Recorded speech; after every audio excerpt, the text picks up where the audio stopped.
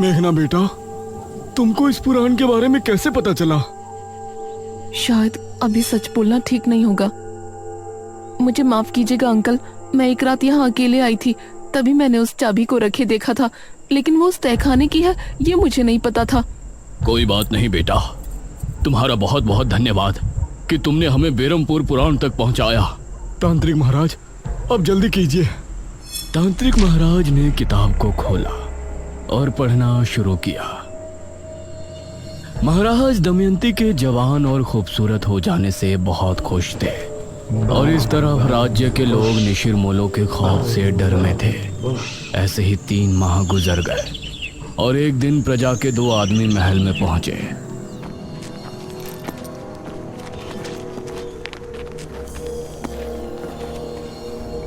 महाराज, आपके सिपाहियों ने हमारे गांव के 4 निशिरमोलों को मार दिया और उस मुर्दे को लेकर आपके पास चले आए।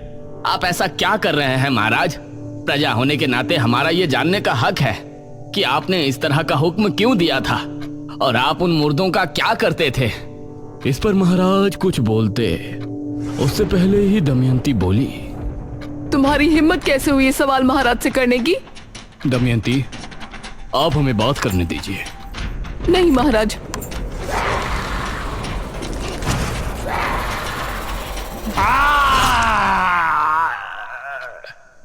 ये क्या? कौन हो तुम? दमयंती, एक डायन। ये सुनकर सभी हैरान और खौफ में थे। महाराज का भी शरीर थर थर कांप रहा था। तो आपने हमसे विवाह क्यों किया? क्यों प्रेम का खेल रचाया हमारे साथ? मैं ये पति पत्नी के किसी धर्म को नहीं मानती। मैंने जो कुछ भी किया सिर्फ इसलिए किया कि मुझे समय पर मुर्दों का खून मिलता रहे और उसी से मैं अपनी उम्र को 1000 साल बढ़ा लूं। क्या? ये क्या कह रही है पिताश्री? हाँ, यही सच्चाई है और इस काम में तुमने मेरी मदद की, इसलिए मैं तुमको छोड़ रही हूँ। अब निकल जाओ दोनों पिता और पुत्री यहाँ से। इस राज्य पर अब सिर्फ मेरा राज होगा, डायन दमयंती का। ये कहकर दमयंती ने अपने हाथ की एक उंगली महाराज की तरफ की और तभी राजकुमारी और महाराज इस तरह से महल से बाहर पहुंच गए जैसे किसी अदृश्य शक्ति ने उन्हें फेंका हो। अब दमयंती सिंहासन पर बैठ गई थी। उसने एक मांत्रिक को भी अपनी शक्तियों को बढ़ाने के लिए महल में रख लिया था, जो दिन और रात बस एक कमरे में बंद काली दुनिया के मंत्रों का जाप करता रहता था। महाराज और राजकुमारी भी बहुत परेशान थे। वो एक पहाड़ी पर छिपे बैठे थे। अब हम क्या करें? हमने अपने राज्य को भी मुसीबत में डाल दिया और खुद भी फंस गए। पिताश्री, आपने बहुत बड़ी गलती की है और हमें किसी भी तरह से इससे निपटना पड़ेगा। महाराज ने कुछ सोचा, फिर बोले, हमें ब्राह्मण जी से मिलकर बात करनी चाहिए। अब वो ही हमारी सहायता कर सकते हैं।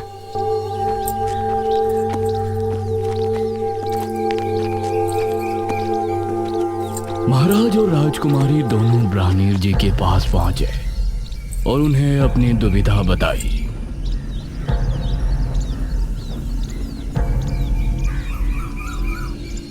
महाराज, दमयंती को मारना नामुमकिन है।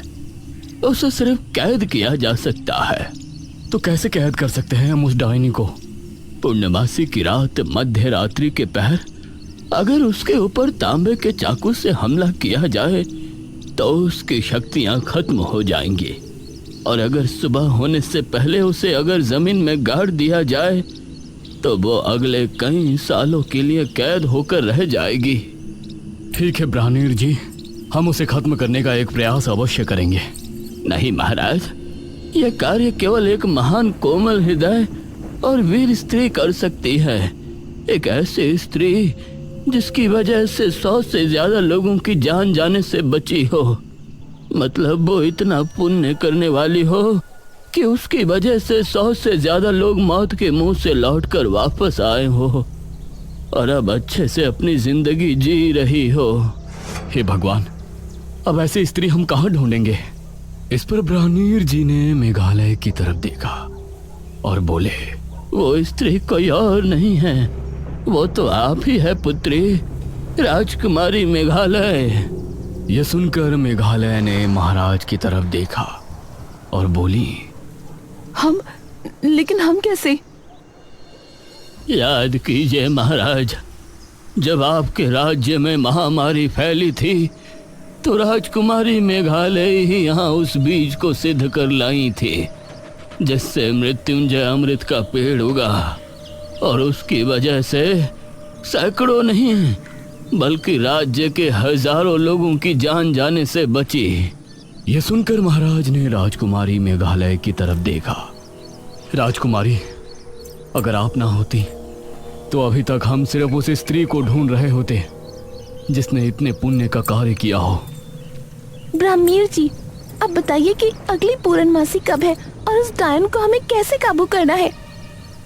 दमयंती हर पूर्णमासी की रात शमशान भूमि पर बैठकर सुबह होने तक एक महामंत्र का जाप करती है। आधी रात के समय जब वो जाप में लीन होगी तो उस पर हमला करने का वही उचित समय होगा। उस पर हमला करने से पहले तुमको एक मंत्र पढ़ना होगा और बिना देर किए उस पर वार कर देना। ठीक है ब्राह्मीर जी, इस पूर्णमासी की रात दमयंती के जुल्म की आखिरी रात होगी। दमयंती बहुत खुश थी और पूरे राज्य की प्रजा पर उसका प्रकोप बरस रहा था। कोई भी उसके खिलाफ खड़े होने की हिम्मत नहीं कर सकता था। वो अपनी शक्तियां बढ़ाने के लिए हर माह कितने लोगों को अपना शिकार बनाती थी। कुछ दिन ऐसे ही गुजर गए।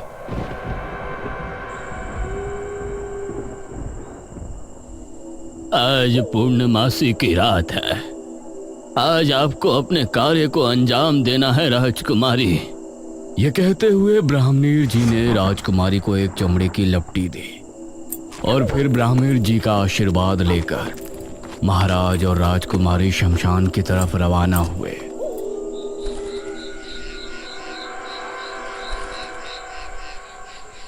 अभी दमयंती नहीं आई है, हमें सावधानी से छिपकर सब कार्य करना होगा। राजकुमारी, तुम उसे खत्म तो कर पाओगी ना? पिताजी, आप फिक्र मत कीजिए, हम कर लेंगे। अपनी प्रजा को बचाने के लिए हमारे प्राण भी चले गए तो हमें कोई संकोच नहीं होगा। आधी रात के पहर इनको घोड़ों की टोपों की आवाजें आने लगी। लगता है वो आ रही है। तभी एक रथ शमशान भूमि पर आकर रुका और दमयंती उससे बाहर उतरी। जाइए और सुबह होने से पहले वापस आ जाइएगा। यह सुनकर रथ वाला वहां से चला गया। पिताजी, आप यहीं रुककर इंतजार कीजिएगा। दमयंती एक घर में बैठकर आंखें बंद करके मंत्र जाप करने लगी। इस तरफ ब्राह्मणीर जी भी आंखें बंद किए मेघालय की सफलता के लिए प्रार्थना कर रहे थे। आधी रात के समय धीमे कदमों से राजकुमारी दमयंती की तरफ रवाना हो गई। दमयंती बहुत ही शांत भाव से जाप कर रही थी। राजकुमारी ने उसके पास जाकर मन में वो मंत्र पढ़ा जो ब्राह्मणीर जी ने उसे बताया था, लेकिन दमयंती की शक्तियों की वजह से उसने राजकुमारी के मन की आवाज सुन ली और उसने आंखें खोली। तू यहाँ क्या कर रही है? यह देखकर राजकुमारी हैरान रह गई, लेकिन इससे पहले दमयंती कुछ करती, राजकुमारी ने दमयंती के ऊपर वार कर दिया। दमयंती की चीख ऐसी थी कि वो पूरे राज्य में गूंज गई। लोगों के घरों में रखे बर्तन भी जमीन पर आ गिरे। राजकुमारी और महाराज उसे जमीन पर पड़े तड़पता देख रहे थे। तभी दमयंती एकदम शांत हो गई। उधर महल में बंद दमयंती का पुजारी बुरी तरह चीख पुकार करने लगा। महारानी दमयंती! वो बहुत गुस्से में था, लेकिन वो महल के अंदर बंधित था, इसीलिए वो बाहर नहीं आ सकता था। अगली सुबह राज्य के किले में जश्न मनाया गया। राजकुमारी की जय हो! राजकुमारी की जय हो! राजकुमारी, हम सभी आपके बहुत बहुत आभारी हैं। हमारा जीवन धन्य है कि हमें आपके जैसी वीर और बुद्धिमती राजकुमारी मिली, जिसने अपनी जान पर खेलकर हम सभी को दमयंती के श्राप से मुक्ति दिलाई। आप सभी से हमारी सिर्फ एक प्रार्थना है, हमारे पिता से जो गलती हुई उसके लिए उन्हें माफ कर दें। प्रजा राजकुमारी से बहुत खुश थी। उन्होंने उसकी बात को फौरन स्वीकार कर लिया। ब्राह्मीण जी, दमयंती को किस जगह कैद किया गया है? राजकुमारी, दमयंती को राज्य की एक गुफा के अंदर कैद किया गया है। वो वहाँ से वापस तो नहीं आने वाली ना? नहीं राजकुमारी, लेकिन अगर आप उस गुफा के अंदर पहुंची तो वो जरूर जा सकती है, क्योंकि उस पर रोक आपकी वजह से लगी है। अब आपको उससे दूर ही रहना होगा। भला हम वहाँ क्यों जाएंगे? हम तो खुद उसको एक बुरे सपने की तरह भूल जाना चाहते हैं। हमारी प्रार्थना है कि अब राज्य में सब कुशल मंगल होगा। अब सभी राज्यवासी बहुत खुश थे, लेकिन वो भूल गए थे कि अभी निशिर मोलो से वो आजाद नहीं है। जब शनिवार की रात आई और गांव में अजीब सा शोर गूंजा,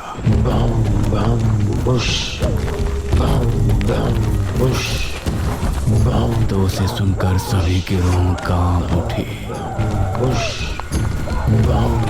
अरे, ये तो निशिर मोलो की आवाज है। निशिर मोलो आए और अपने साथ 2 आदमियों को उठाकर ले गए।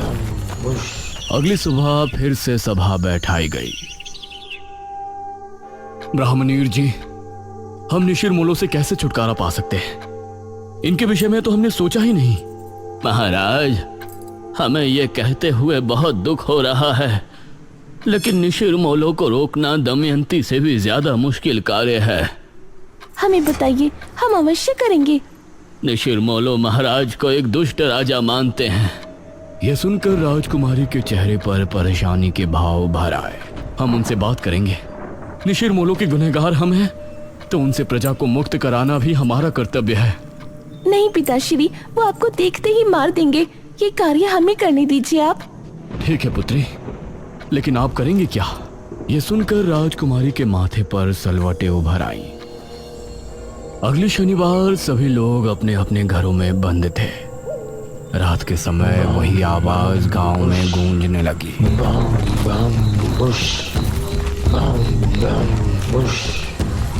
निशिर मोलो के खौफ से सभी के दिल दहल उठे थे। वो कंधे पर ताबूत उठाए राज्य में घूम रहे थे, अपने नए शिकार की तलाश में। उन्होंने देखा कि सामने राजकुमारी खड़ी है और वो तेजी से उसकी तरफ बढ़ने लगे। वो उसके करीब पहुंचने ही वाले थे। हम है राजकुमारी मेघालय और हम अपने पिता की क्रूरता से बहुत शर्मिंदा हैं। यह सुनते ही निशिर मोलो रुक गए और उनकी निगाहें राजकुमारी पर जम गई। हम नहीं चाहते कि हमारे पिताश्री की गलती की सजा पूरी प्रजा भुगते। हम आपसे वादा करते हैं कि महाराज का मृत शरीर हम खुद आपको लाकर देंगे। यह सुनकर निशिर मोलो की आंखें तेज लाल होकर चमकने लगी। राजकुमारी ने हाथ जोड़े और रोते हुए बोली, हमारे पिता राज्य छोड़कर भाग चुके हैं, लेकिन हम आपके सामने अपने पिता की लाश लेकर जल्दी प्रस्तुत होंगे। तब तक आपसे विनती है कि राज्य में कभी भी आकर किसी निर्दोष को उठाकर न ले जाएं। अगर हम अपने पिता की लाश लिए बिना वापस आए तो आप लोग फिर वापस आकर इसी तरह से गश्त करना शुरू कर सकते हैं। तब हम भी आपको नहीं रोकेंगे, लेकिन हमें एक मौका अवश्य दें हमारे पिता को ढूंढकर आपके सामने लेकर आने का। यह सुनकर निशिर मोलो उसी समय बिना किसी को लिए कब्रिस्तान की तरफ चले गए।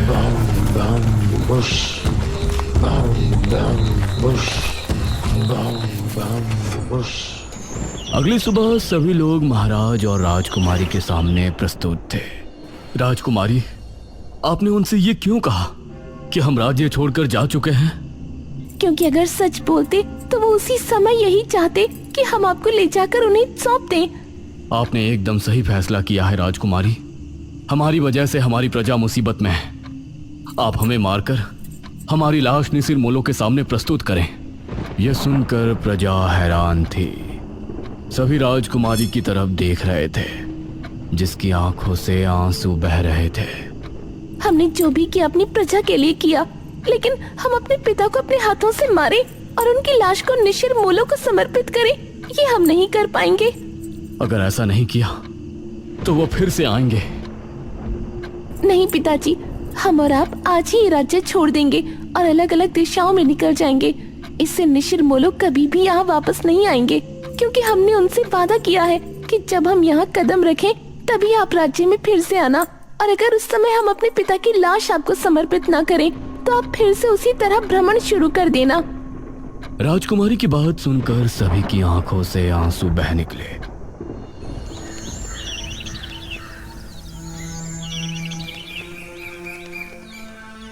उसके बाद राजकुमारी और महाराज ने उसी दिन राज्य छोड़ दिया और फिर निशिर मोलो कभी नजर नहीं आए। इतना पढ़ने के बाद ये तांत्रिक महाराज ने पुराण बंद कर दिया। इस पुराण के हिसाब से तो जब राजकुमारी राज्य में वापस आएंगी तभी निशिर मोलो वापस आएंगे, लेकिन अब 400 साल बाद वो क्यों लौटे हैं? क्या राजकुमारी गांव में वापस आ गई है? अगर वो आई है तो है कहाँ? ये तुम कैसी बातें कर रहे हो? भला 400 साल बाद राजकुमारी वापस कैसे आ सकती है? यही तो समझ नहीं आ रहा है कि निशिर मोलो आए हैं तो कैसे, क्या वजह है उनके वापस आने की? इसमें आगे की कहानी नहीं लिखी। महाराज और राजकुमारी का बाद में क्या हुआ? नहीं पुत्रे, पुराण समाप्त हो गया। मेघना की उत्सुकता देखकर इशिता को बहुत हैरानी हो रही थी। इतना सब कुछ जानने के बाद भी वही सवाल सबके सामने था कि निशिर मोलो वापस क्यों आए।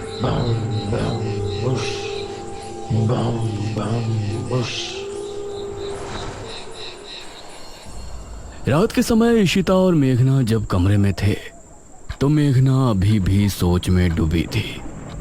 मेघना, तेरा क्या चल रहा है यार? तू क्यों इतना गहराई में जा रही है? तभी अनुज भी कमरे में आ गया। सच में अब तो मुझे भी सब कुछ बहुत अजीब लगने लगा है। मेघना, तुमको कैसे पता कि वो चाबी वहां रखी थी और वो तहखाना कहाँ पर है? मुझे यकीन है कि तुमने झूठ बोला है। तुम राजमहल में मेरे बिना तो दोबारा नहीं गई होगी। इशिता और अनुज दोनों मेघना की तरफ गौर से देख रहे थे।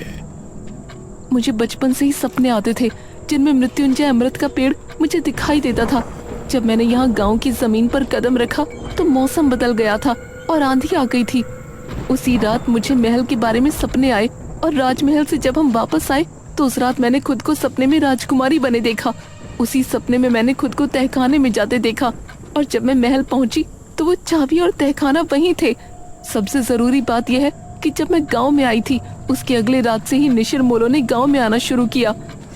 इतना सुनकर इशिता और अनुज दोनों हैरान रह गए। मेघना ने भी इन दोनों की तरफ देखा और सवाल किया, ये सब सुनकर अब तुम दोनों को क्या लगता है? इसका मतलब है कि पिछले जन्म में तुम ही राजकुमारी मेघना थी और निशिर मोलो इसलिए गांव में वापस आए क्योंकि तुम यहाँ वापस आ चुके हो। हाँ, ये सब मेरी वजह से हो रहा है। हे भगवान, तो अब हम क्या करेंगे? क्या हमें यहाँ से चले जाना चाहिए? नहीं, मुझे नहीं लगता कि उससे कोई फायदा होगा। या तो वो मुझे लेकर जाएंगे या फिर महाराज की लाश। ये तीनों अब गहरी सोच में डूब गए और उस तरफ तांत्रिक महाराज और गांव के लोग भी परेशान थे। इस कहानी में आगे क्या होगा? मेघना किस तरह से निशिर मोलो से गांव को आजाद कराएगी? ये जानने के लिए इस कहानी का अगला और आखिरी भाग जरूर देखें।